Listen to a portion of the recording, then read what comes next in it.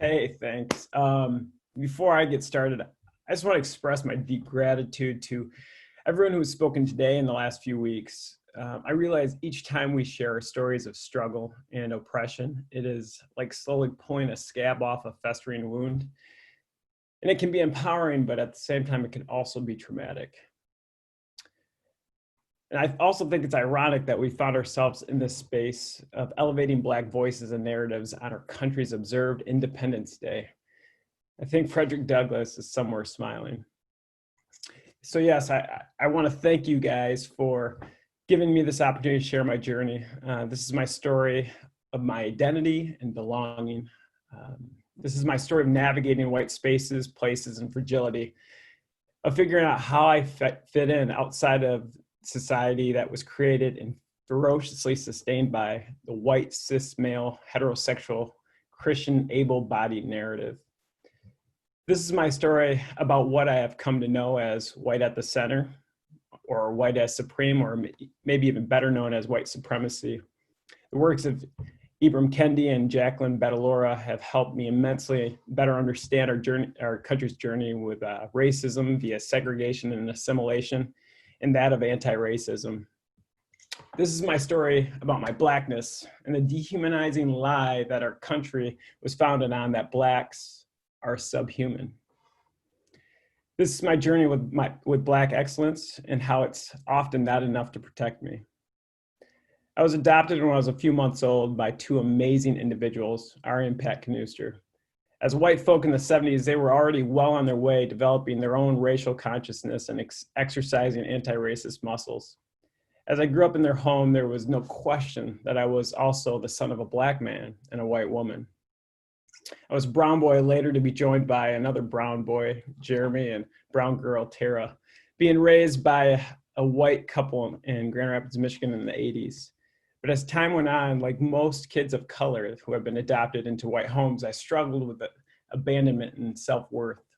My parents did all they could with the resources they had at the time to help develop my Blackness. They chose to send me to an intentionally diverse branch of Grand Rapids Christian schools. Shout out to my Oakdale sisters and brothers, Georgia Sia.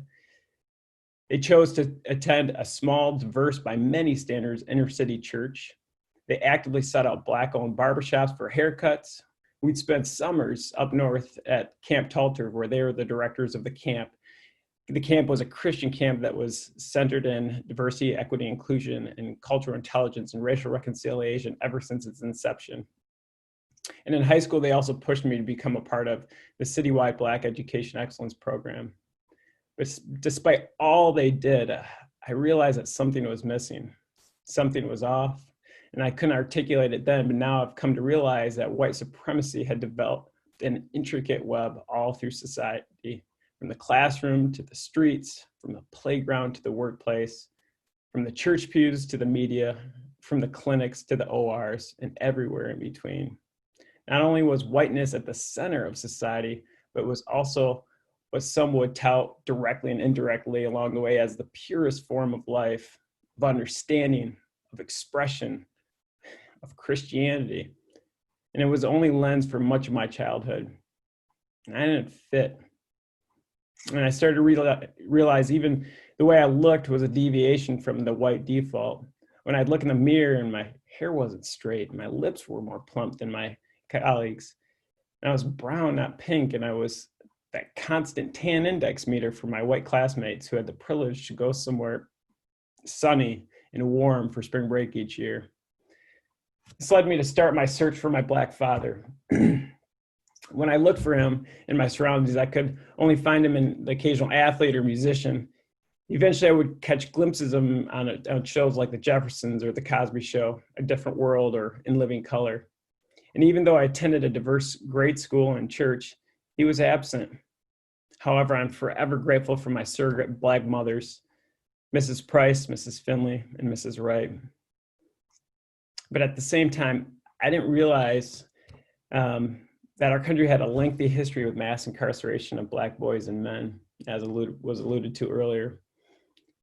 But around that same time, I started getting clues from our media that Black men were also a perceived threat to white-centeredness, from shows like Cops, which I could barely watch, due to the brutalizing of Black bodies.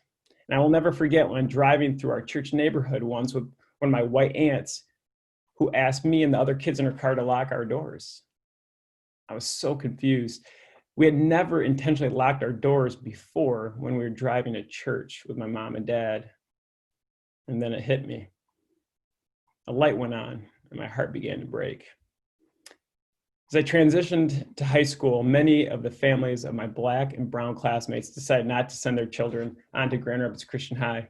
I remember pleading with my parents, please let me go to Ottawa Hills, but their hands were tied as Grand Rapids Christian school teachers. So I had to enter into yet a greater realm of whiteness at the high school. During high school, it became apparent to me that I did not fit most of my white classmates' assumptions and stereotypes of Blackness. Their education came from the portrayal of Blacks in the media and their parents' quote unquote colorblindness. So I tried my best to fit in to their expectations of being a phenomenal athlete and be able to cut it up on the dance floor every now and then. At that time, I also started to become a chameleon, able to shapeshift no matter what cultural environment I was in order to meet people where they were at. And then eventually I would lose myself along the way. A couple years after Rodney King and the LA riots, I was pulled over on my bike by an East Grand Rapids police officer while riding home from a friend's house at night.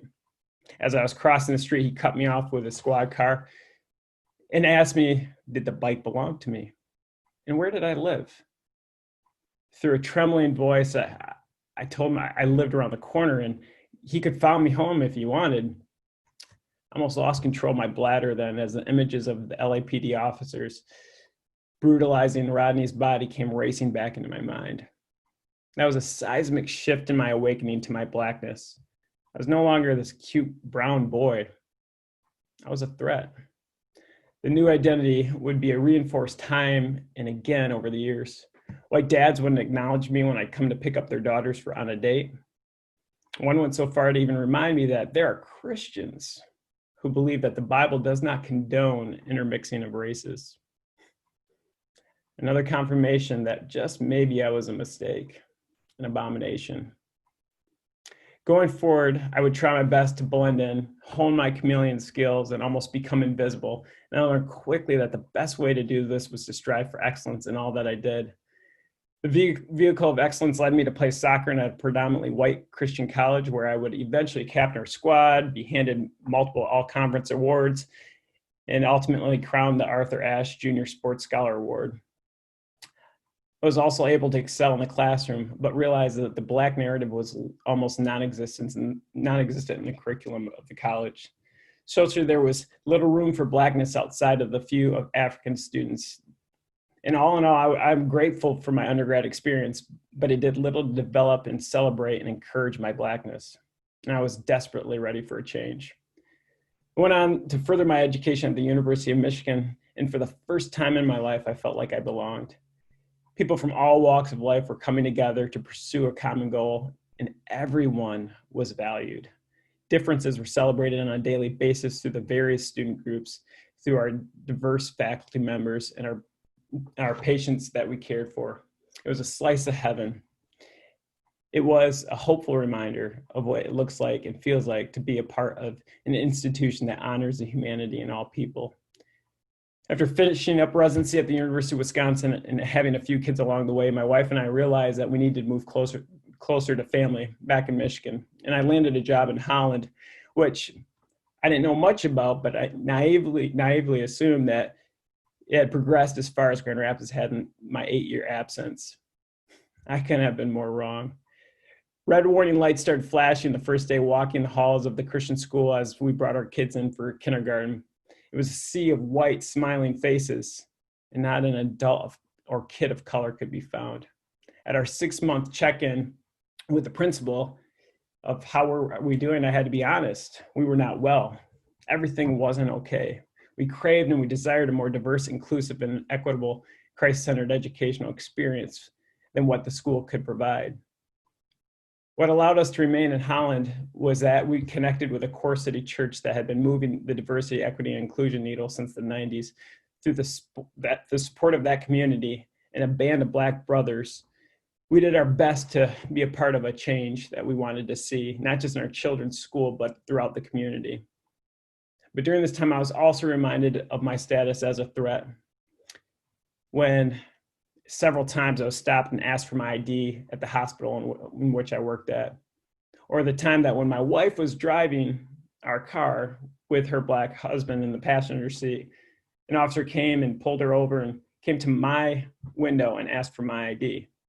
And after finding a clean record, he returned to the car and accused me of not wearing my seatbelt that was resting under my hoodie. And I will never forget, shortly after being at the annual society meeting for our kids' school, when I became the first Black man to be elected to the school board, another Black teacher, myself, and one of the white principals were out in the parking lot celebrating, which was cut short when a Holland police officer pulled up in his car and asked the white male principal if everything was okay. Again, flashbacks to LA and Ferguson.